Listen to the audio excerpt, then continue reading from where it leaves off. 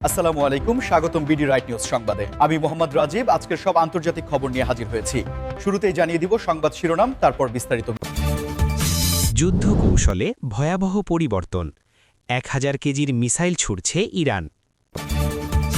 ইরানে এখন পর্যন্ত নিহত 193 শিশু, সবচেয়ে কনিষ্ঠ 8 মাস বয়সী কন্যা শিশু। গুলি না করেই যুক্তরাষ্ট্রের F-35 বিমান রুখবে চীন। যুক্তরাষ্ট্র দক্ষিণ কোরিয়াকে ভয়াবহ পরিণতির হুঁশিয়ারি কিম জং উনের বোনের। অস্ট্রেলিয়ায় আমাদের নারী ফুটবলারদের জিম্মি করা হয়েছে, ইসমাইল বাঘাই। আসসালামু আলাইকুম, স্বাগতম জানাচ্ছি বিডি রাইট নিউজ সংবাদে। আমি মোহাম্মদ রাজীব। এতক্ষণ শুনছিলেন সংবাদ শিরোনাম, এবার বিস্তারিত। ইরান এখন 1000 কেজি ওজনের বিশাল মিসাইল ব্যবহার শুরু করেছে, যা পুরো অঞ্চলের ভূ-রাজনৈতিক সমীকরণকে সম্পূর্ণ নতুন একটি মাত্রায় নিয়ে গেছে। আপনারা যারা আন্তর্জাতিক রাজনীতি এবং সামরিক প্রযুক্তি নিয়ে নিয়মিত খোঁজখবর রাখেন, তারা নিশ্চয়ই জানেন যে আধুনিক যুদ্ধক্ষেত্রে মিসাইলের আকার, ধ্বংসক্ষমতা এবং এর পাল্লা কতটা গুরুত্বপূর্ণ ভূমিকা পালন করে। আর ঠিক এই জায়গাতেই ইরান তাদের সামরিক সক্ষমতার এক অভূতপূর্ব প্রদর্শন করেছে। বিশ্লেষকদের মতে 1000 কেজি ওজনের এই ওয়ারহেড বা বিস্ফোরকবাহী মিসাইলগুলো কেবল সাধারণ কোনো আক্রমণাত্মক অস্ত্র নয়, বরং এগুলো শত্রুপক্ষের মনে এক ধরনের গভীর মনস্তাত্ত্বিক চাপ সৃষ্টি করার জন্য তৈরি করা হয়েছে, যাকে সামরিক পরিভাষায় বলা হয় কৌশলগত প্রতিরোধ বা স্ট্র্যাটেজিক ডেটারেন্স। এই মিসাইলগুলো যখন নিক্ষেপ করা হয়, তখন এর গতি এবং আঘাত হানার নির্ভুলতা এতটাই বেশি থাকে যে সাধারণ আকাশ প্রতিরক্ষা ব্যবস্থা বা এয়ার ডিফেন্স সিস্টেমের পক্ষে এগুলোকে মাঝপথে আটকে দেওয়া বা ধ্বংস করা প্রায় অসম্ভব হয়ে দাঁড়ায়। সাম্প্রতিক সময়ে আমরা দেখেছি যে মধ্যপ্রাচ্যের উত্তেজনা কিভাবে ধাপে ধাপে বৃদ্ধি পাচ্ছে এবং প্রতিটি দেশই তাদের নিজস্ব সামরিক শক্তিকে আরও আধুনিক ও শক্তিশালী করার প্রতিযোগিতায় লিপ্ত হয়েছে, যেখানে ইরানের এই নতুন পদক্ষেপ নিঃসন্দেহে একটি বড় ধরনের গেম চেঞ্জার হিসেবে কাজ করবে। এই 1000 কেজি মিসাইলগুলো মূলত এমনভাবে ডিজাইন করা হয়েছে যাতে এগুলো মাটির অনেক গভীরে থাকার সুরক্ষিত বাংকার বা সামরিক স্থাপনাগুলোকে খুব সহজেই ধ্বংস করে দিতে পারে, যার ফলে প্রতিপক্ষের যে কোনো শক্ত ধাঁটিও মুহূর্তের মধ্যে মাটির সাথে মিশে যাওয়ার ঝুঁকিতে থাকে। আন্তর্জাতিক সামরিক পর্যবেক্ষকরা মনে করছেন যে ইরান এই ধরনের ভারী এবং শক্তিশালী মিসাইল ব্যবহারের মাধ্যমে মূলত তাদের প্রতিপক্ষ দেশগুলোকে একটি পরিষ্কার বার্তা দিতে চাইছে যে কোনো ধরনের আগ্রাসনের ক্ষেত্রে তারা এখন আগের চেয়ে অনেক বেশি প্রস্তুত এবং তাদের আঘাত হানার সক্ষমতাও আগের চেয়ে বহুগুণ বৃদ্ধি পেয়েছে। এর পাশাপাশি এই ধরনের মিসাইলের ব্যবহার মধ্যপ্রাচ্যের বর্তমান যে নাজুক স্থিতিশীলতা রয়েছে তাকে আরও বেশি হুমকির মুখে ফেলে দিয়েছে। হৃদয় বিদারক এবং বেদনার, আর তা হল ইরানে চলমান অস্থিরতা ও সংঘাতের মধ্যে এখন পর্যন্ত 193 জন শিশুর মর্মান্তিক মৃত্যুর খবর, যেখানে সবচেয়ে কনিষ্ঠ শিশুটির বয়স ছিল মাত্র 8 মাস। একটি দেশের ভবিষ্যৎ হচ্ছে সে দেশের শিশুরা, আর সেই শিশুরাই যখন রাজনৈতিক অস্থিরতা, সামাজিক সংঘাত বা যে কোনো ধরনের সহিংসতার বলি হয়, তখন তা সমগ্র মানবজাতির জন্য একটি বড় ধরনের লজ্জার এবং চিন্তার বিষয় হয়ে দাঁড়ায়। মানবাধিকার সংস্থাগুলোর দেওয়া তথ্যমতে এই নিহত শিশুদের মধ্যে অনেকেই সরাসরি সংঘাতের শিকার হয়েছে, আবার অনেকেই পরোক্ষভাবে এই অস্থিতিশীল পরিস্থিতির কারণে প্রয়োজনীয় চিকিৎসা বা নিরাপত্তার অভাবে প্রাণ হারিয়েছে, যা আন্তর্জাতিক অঙ্গনে তীব্র সমালোচনার জন্ম দিয়েছে। আপনারা যারা নিয়মিত বিশ্ব সংবাদ অনুসরণ করেন তারা জানেন যে কোনো ধরনের অভ্যন্তরীণ কোন্দল বা জাতীয় সংকটের সময় সমাজের সবচেয়ে দুর্বল এবং ঝুঁকিপূর্ণ অংশ হিসেবে শিশুরাই সবচেয়ে বেশি ক্ষতিগ্রস্ত হয়, কারণ তাদের নিজেদের রক্ষা করার মতো কোনো ক্ষমতা থাকে না।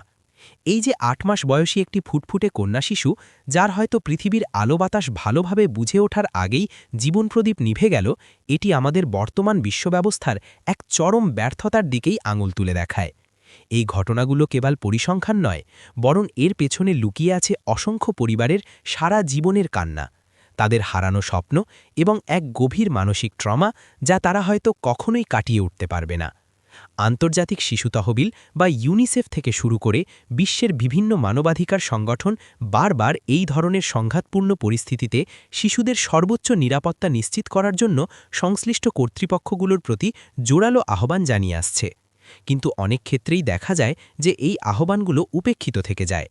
একটি শিশু যখন তার বাড়ির আশেপাশে বা রাস্তায় গোলাগুলি বা সহিংসতার শব্দ শুনে বড় হয়, তখন তার মানসিক বিকাশে যে ধরনের নেতিবাচক প্রভাব পড়ে তা একটি সুস্থ ও স্বাভাবিক সমাজ গঠনের পথে বড় ধরনের অন্তরায় সৃষ্টি করে। আধুনিক সামরিক প্রযুক্তি এবং সাইবার যুদ্ধক্ষেত্রের এক অভাবনীয় দিক নিয়ে, যেখানে দাবি করা হচ্ছে যে কোনো ধরনের গুলি বা গতানুগতিক অস্ত্র ব্যবহার না করেই যুক্তরাষ্ট্রের সর্বাধুনিক এবং বিশ্বের সবচেয়ে শক্তিশালী ফাইটার জেট F-35 বিমান রুখে দেওয়ার সক্ষমতা অর্জন করেছে চীন। এই খবরটি আন্তর্জাতিক সামরিক মহলে ব্যাপক আলোড়ন সৃষ্টি করেছে, কারণ যুক্তরাষ্ট্রের এই পঞ্চম প্রজন্মের F-35 লাইটনিং 2 বিমানটিকে এতকাল ধরে আকাশযুদ্ধের এক অজেয় এবং অপ্রতিদ্বন্দ্বী হাতিয়ার হিসেবে বিবেচনা করা হতো, যার রাডার ফাঁকি দেওয়ার বা স্টেলথ প্রযুক্তি যে কোনো দেশের আকাশ প্রতিরক্ষা ব্যবস্থার জন্যই একটি বড় ধরনের মাথাব্যথা। কিন্তু চীন এখন দাবি করছে যে তারা এমন কিছু উন্নত ইলেকট্রনিক ওয়ারফেয়ার, সাইবার আক্রমণ এবং কোয়ান্টাম রাডার প্রযুক্তি ডেভেলপ করেছে, যার মাধ্যমে তারা আকাশে থাকা অবস্থাতেই এই F-35 বিমানের ন্যাভিগেশন, যোগাযোগ এবং অস্ত্র নিয়ন্ত্রণ ব্যবস্থাকে হ্যাক বা বিকল করে দিতে সক্ষম। এর মানে হল, আকাশে দুই দেশের যুদ্ধবিমানের মধ্যে কোনো ধরনের মিসাইল ছোড়াছড়ি বা ডগ ফাইট হওয়ার আগেই সম্পূর্ণ অদৃশ্য এবং ডিজিটাল একটি আক্রমণের মাধ্যমে শত্রুপক্ষের বিমানকে অকার্যকর করে দেওয়া সম্ভব, যা আধুনিক রণকৌশলের ইতিহাসে একটি বিশাল বড় পরিবর্তন। আপনারা যারা প্রযুক্তি এবং ডিফেন্স নিয়ে আগ্রহী, তারা নিশ্চয়ই বুঝতে পারছেন যে বর্তমান বিশ্ব কেবল আর পেশিশক্তি বা বারুদের ওপর নির্ভরশীল নেই, বরং ভবিষ্যতের যুদ্ধগুলো হবে ডেটা, অ্যালগোরিদম এবং মাইক্রোচিপের মাধ্যমে, যাকে আমরা বলতে পারি সাইলেন্ট ওয়ার বা নীরব যুদ্ধ। চীনের এই দাবি যদি সত্যি হয়, তবে তা এশিয়া প্যাসিফিক অঞ্চলে, বিশেষ করে দক্ষিণ চীন সাগর এবং তাইওয়ান প্রণালীতে যুক্তরাষ্ট্রের যে একছত্র সামরিক আধিপত্য রয়েছে তাকে সরাসরি একটি বড় ধরনের চ্যালেঞ্জের মুখে ফেলে দেবে। F-35 বিমানের পুরো সিস্টেমটি অত্যন্ত জটিল এবং পুরোপুরি কম্পিউটার নিয়ন্ত্রিত, আর ঠিক এই জায়গাটিতেই চীন আঘাত হানতে চাইছে তাদের অত্যাধুনিক জ্যামিং এবং ইলেকট্রনিক কাউন্টার মেজার্স ব্যবহার করে, যা বিমানের সেন্সরগুলোকে ভুল তথ্য দিতে পারে বা পাইলটকে সম্পূর্ণ অন্ধ করে দিতে পারে। যুক্তরাষ্ট্র এবং দক্ষিণ কোরিয়াকে ভয়াবহ পরিণতির অত্যন্ত কঠোর হুঁশিয়ারি দিয়েছেন উত্তর কোরিয়ার সর্বোচ্চ নেতা কিম জং উনের ক্ষমতাধর বোন কিম ইয়ো জং, যা ওই অঞ্চলের ভূ-রাজনৈতিক পরিস্থিতিকে আবারও খাদের কিনারায় নিয়ে দাঁড় করিয়েছে। আপনারা যারা আন্তর্জাতিক সংবাদের খোঁজ রাখেন তারা জানেন যে কিম ইয়ো জং উত্তর কোরিয়ার রাজনীতিতে কেবল একজন শীর্ষ কর্মকর্তাই নন, বরং তাকে তার ভাইয়ের অন্যতম প্রধান নীতি নির্ধারক এবং পররাষ্ট্র বিষয়ক মুখপাত্র হিসাবে বিবেচনা করা হয়, যার প্রতিটি শব্দ আন্তর্জাতিক কূটনীতিতে বিশেষ গুরুত্ব বহন করে। এই নতুন হুঁশিয়ারির মূল কারণ হচ্ছে যুক্তরাষ্ট্র এবং দক্ষিণ কোরিয়ার মধ্যে চলমান এবং আসন্ন যৌথ সামরিক মহড়া, যেটিকে উত্তর কোরিয়া বরাবরই তাদের ওপর একটি সম্ভাব্য আগ্রাসন বা আক্রমণের পূর্ব প্রস্তুতি হিসাবে দেখে থাকে। কিম ইয়ো জং তার বিবৃতিতে খুব স্পষ্টভাবে উল্লেখ করেছেন যে যদি যুক্তরাষ্ট্র এবং তার মিত্ররা এই ধরনের উস্কানিমূলক সামরিক তৎপরতা বন্ধ না করে, তবে পিয়ংইয়ং এমন কিছু পদক্ষেপ নিতে বাধ্য হবে যার পরিণতি হবে অত্যন্ত ভয়াবহ এবং ধ্বংসাত্মক। এই ধরনের বিবৃতির পর সাধারণত আমরা দেখতে পাই যে উত্তর কোরিয়া তাদের শক্তির মহড়া হিসাবে নতুন কোনো ব্যালিস্টিক মিসাইল, ক্রুজ মিসাইল বা এমনকি আন্তঃমহাদেশীয় ক্ষেপণাস্ত্রের পরীক্ষা চালিয়ে থাকে, যা প্রতিবেশী দেশ জাপান এবং দক্ষিণ কোরিয়ার নাগরিকদের মধ্যে এক ধরনের তীব্র আতঙ্ক এবং অনিশ্চয়তা তৈরি করে। যুক্তরাষ্ট্র এবং দক্ষিণ কোরিয়াও অবশ্য দাবি করে আসছে যে তাদের এই সামরিক মহড়াগুলো সম্পূর্ণ আত্মরক্ষামূলক এবং উত্তর কোরিয়ার ক্রমবর্ধমান পারমাণবিক হুমকির মোকাবেলায় নিজেদের প্রস্তুতি যাচাই করার জন্যই তারা এই ধরনের পদক্ষেপ নিতে বাধ্য হচ্ছে। কিন্তু এই পারস্পরিক অবিশ্বাস এবং একে অপরের প্রতি পেশিশক্তি প্রদর্শনের যে অনন্ত চক্র শুরু হয়েছে তা কোনোভাবেই শান্তি বা আলোচনার পথে হাঁটছে ওরকম, বরং পরিস্থিতিকে দিন দিন আরও জটিল করে তুলছে। ইরানের একজন শীর্ষ কর্মকর্তা ইসমাইল বাঘাই অভিযোগ করেছেন যে অস্ট্রেলিয়ায় তাদের নারী ফুটবলারদের এক প্রকার জিম্মি করে রাখা হয়েছে।